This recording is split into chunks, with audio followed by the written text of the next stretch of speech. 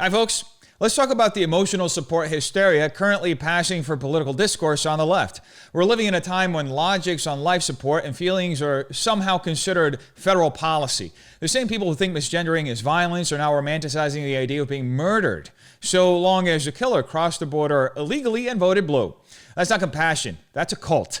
In today's clips, we're diving into the left's latest leap off the cliff of reason, where identity trumps reality and martyrdom gets rebranded as moral virtue. So buckle up, because when your moral compass is spinning like a Biden press secretary, it's no wonder everything ends up pointing south. Starting with this amazing clip from MSDNC commentator Elie Mystal. Let's hear what he recently had to say. Why do I care what their status was when they committed the crime? If you can prove they committed a crime. I say in the book, if I get shot, if I get murdered by an undocumented immigrant, please tell my children I did not care that they were undocumented.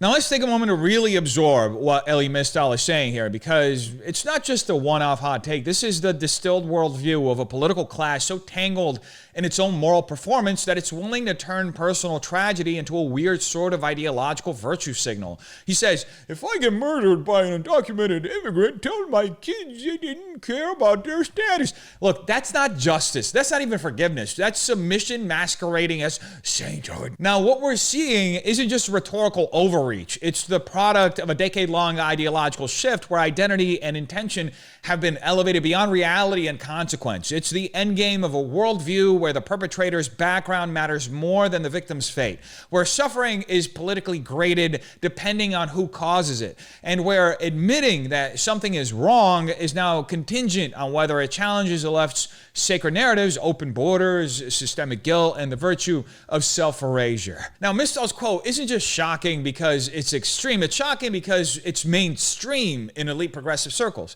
He's not some Twitter crank. He's the justice correspondent for The Nation, a Harvard law grad, and a talking head on MSDNC. This man is actively shaping narratives for a segment of America that runs classrooms, boardrooms, and editorial pages. And what he's saying essentially is that the rule of law should kneel before a kind of racialized empathy test. If your killer checks the right boxes on the progressive pyramid of oppression, then maybe you just had it coming. Or maybe it's not polite to complain, so shut up and go cry about it in private, where nobody else can feel empathy for you. Now, needless to say, this is the moral framework that's been quietly building across institutions for years, particularly since 2020. The criminal becomes a symbol of injustice.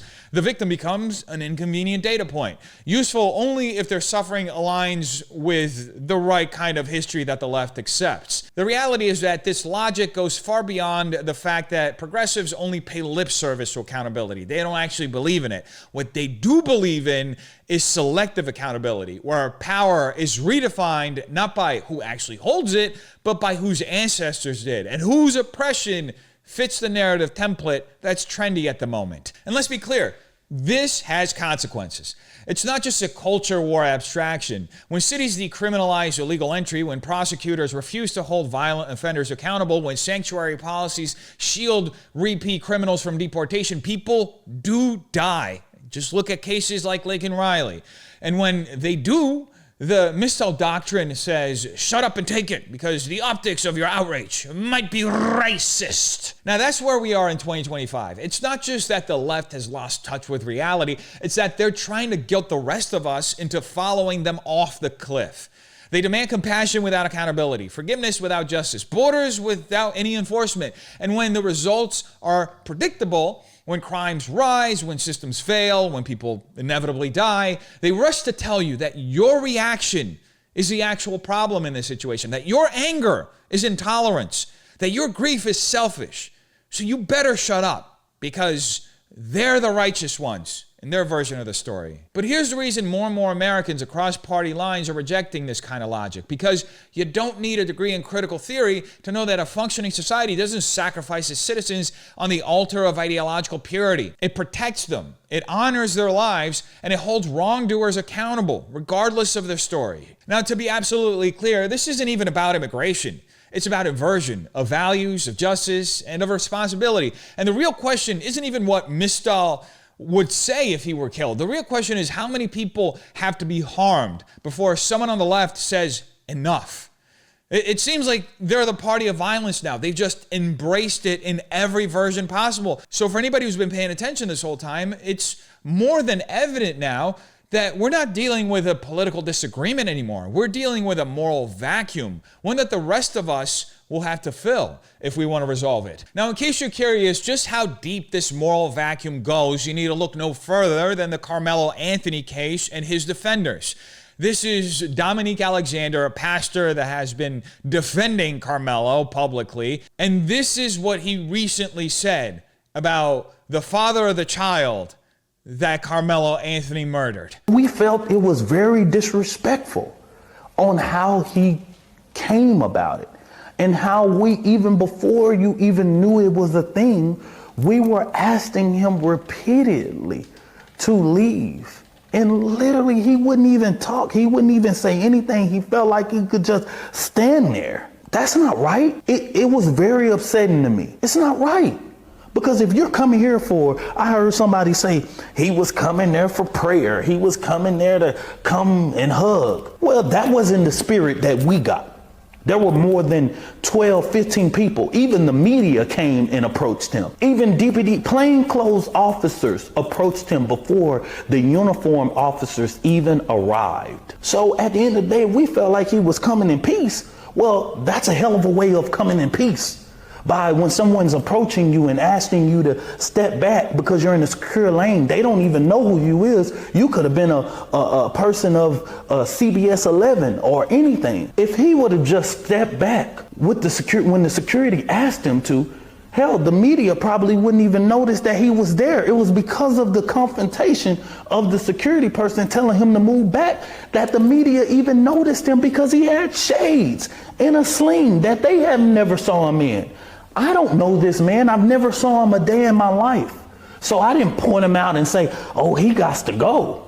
I didn't even know who he was. And so this rush to judgment, these attacks on our organization, the attacks on me or whatever it may be, man, keep them going, right? I'm built for that, okay? I'm ready for it. Al Sharpton from Timu here. Dominique Alexander has once again made it clear that in today's America, victimhood isn't a matter of tragedy, it's a matter of branding. This isn't about justice, and it's definitely not about healing. It's about narrative control, and Alexander's meltdown over a grieving father quietly standing in the back of a press conference exposes everything broken about our current political and cultural moment. Now, let's get something straight. Austin Metcalf's father didn't rush the stage, he didn't shout, he didn't hold up a sign, he just stood there, silent, grieving, present, and for that, he was treated like a security threat. Why? Because his existence disrupted the script Dominique and Carmelo's parents carefully put together, because Austin Metcalf's father's pain wasn't pre-approved by the people holding the microphones. Alexander, clearly rattled by Austin's father's refusal to leave, recounted the scene like a bouncer describing an unruly customer. This is where we are, folks. The left has so thoroughly warped the language of justice and inclusion that a father mourning his dead son is accused of entitlement for simply being there. The real problem wasn't his presence. It was that his presence wasn't authorized for the narrative they were trying to spin. Austin Metcalf's father wasn't invited into the theater of grievance politics, where every emotion is stage managed and only the right families are allowed to cry on cue. Alexander even floats the idea that Metcalf's father might have been dangerous, maybe armed, because they didn't know what we didn't know. That's not concern, that's just cover. That's post hoc justification for policing the optics of a moment they couldn't control. Metcalf didn't say a word, and we're supposed to believe he posed more of a threat than the circus of self-promotion unfolding at the podium? Give us a break. But this isn't about one press conference gone sideways. It's about what happens when political activism turns into moral gatekeeping, when power brokers like Alexander turn grief into a proprietary product. This is the modern leftist activist class. Fluent in media management, allergic to accountability, and hostile to anything that disrupts their carefully curated image of victimhood. It's not enough to be hurt anymore. You have to be the right kind of hurt.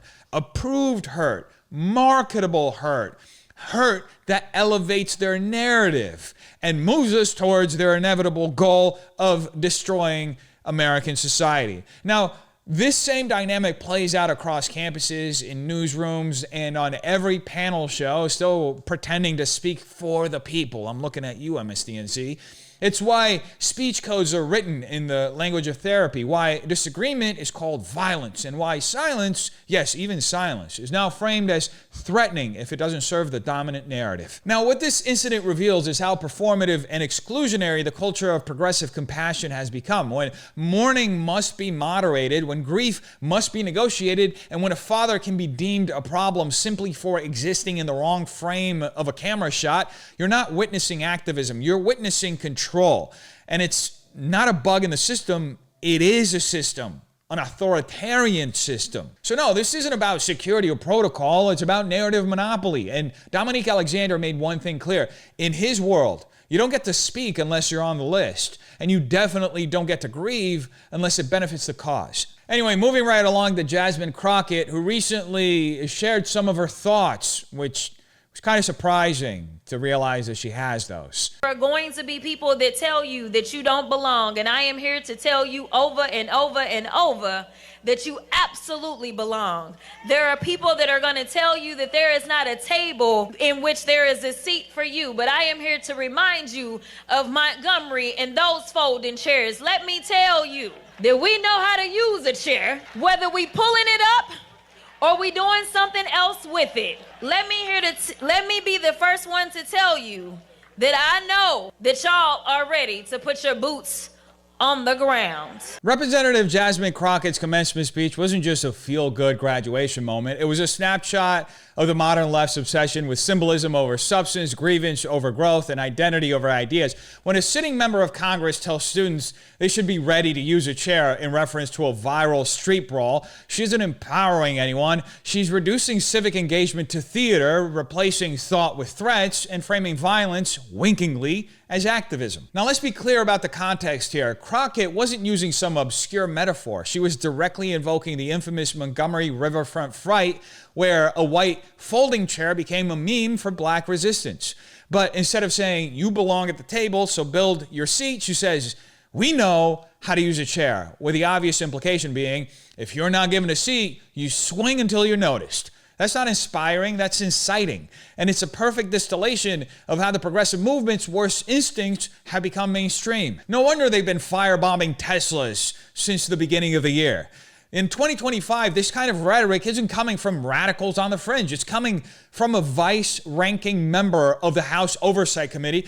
And that tells you everything about the current moment. The cultural left, once rooted in civil rights, peaceful resistance, and real reform, has now become addicted to iconography, confrontation, and violence. Every moment must be dramatized. Every political opponent must be villainized. And every historical symbol, from chairs to boots to broken glass, must be weaponized into some tired metaphor for resistance. This is what happens when a movement loses the ability to argue policy and instead teaches the next generation to just posture.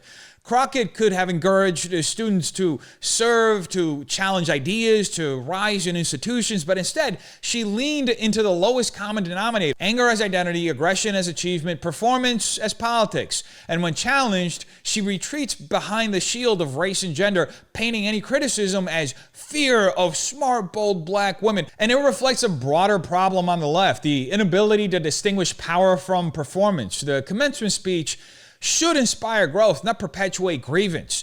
It should aim upward, not just inward. But Crockett, like many in her party, has built a career not on creating solutions, but on feeding a cycle of outrage that never ends, because it was never meant to end. This is the same ideological current that fuels censorship in universities, chaos in city councils, and polarization in every corner of public life. When you elevate personal offense over public debate, when every disagreement becomes a microaggression and every slight a civil rights crisis, you don't create a generation of leaders, you create a culture of entitlement and fragility. And the irony, this strategy is losing steam. Democrats lost the White House, they're losing working class voters, their influence over mainstream culture is eroding because people are waking up to the fact that underneath all the hashtags and theatrics, there's very little vision for a functioning future.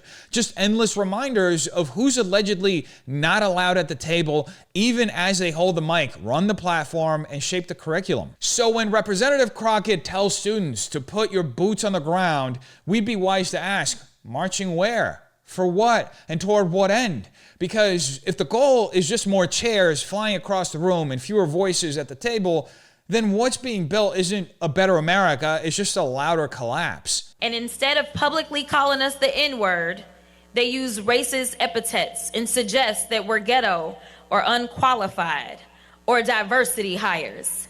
Even though we're all more, oftentimes than not, more educated and qualified than they are. I have news for you. These attacks are not new because Jim Crow never died. He just lied in wait. Crockett's remarks are a perfect example of how the American left in 2025 continues to recycle grievance politics as a substitute for vision. Her claim that Jim Crow never died, he just lied in wait, isn't just historically dishonest, it's strategically inflammatory. It's designed to flatten all political opposition into racism, all disagreement into bigotry, and all criticism into hate speech. And while the rhetoric may sound defiant, it actually reveals a deep insecurity at the heart of today's progressive movement, a fear that without perpetual victimhood, there's nothing left to hold the coalition together. Now let's break this down, because Crockett suggests that conservatives or anyone outside her ideological tribe are simply modern-day segregationists in disguise. The accusation that if you're not using the N-word, you're probably just cloaking your racism behind terms like ghetto, diversity hire, or unqualified. In other words, the mere act of questioning someone's credentials or merit for getting a position through DEI is now considered hate speech if the target happens to be part of a protected class by the left. Now, I think it goes without saying that that's not empowerment, that's ideological extortion. It's an attempt to make race, gender, and identity not just shields against criticism,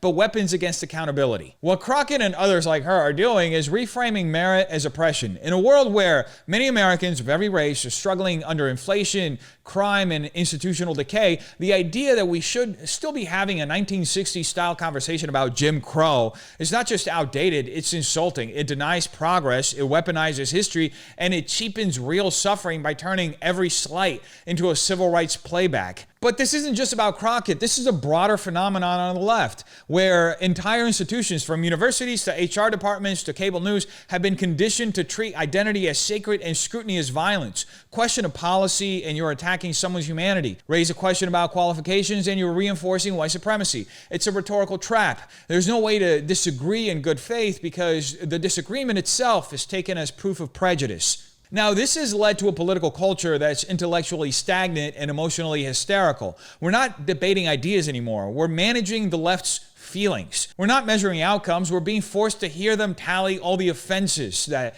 they felt. And as a result, public discourse has become a minefield of euphemisms and accusations, where the loudest voices are often the least accountable. Ironically, this victimhood narrative is losing power. Americans are tired of being told they're irredeemably racist for wanting secure borders, safe streets, or competence in public office. We're rejecting the idea that success is suspected if it comes from the wrong demographic, and that failure must be excused if it comes from the right one. In 2025, with Trump back in office and public patience for progressive theatrics wearing thin, the left's reliance on identity over ideology is starting to collapse under its own contradictions. So Crockett's speech was supposed to inspire. Instead, it exposed a movement so addicted to the past that it can't offer anything new for the future. When every opponent is a stand-in for Jim Crow, you lose the ability to recognize real threats or real progress. And when victimhood becomes a brand, don't be surprised when people start tuning out the message. Because let's be real, no rational human being in the world has ever wanted to be told that they're trapped in some moment in the past far gone. They want to write a new moment for themselves in the present. So the question you have to ask yourself is this: how much longer are we supposed to pretend that empty slogans and recycled outrage qualifies leadership? How long do we keep letting people in power redefine accountability as oppression and cloak personal ambition in the language of historical trauma? At some point, you have to wonder who benefits from keeping you angry, suspicious, and divided. And more importantly, what do they lose when you stop playing along? This isn't just about rhetoric, it's about objective reality. If we don't start demanding truth over theatrics, merit over narrative, and unity over manufactured division, then the collapse isn't coming, it's already here. And it's wearing a smile and holding a chair. You tell me what you think in the comments down below. Have a terrific day. Peace.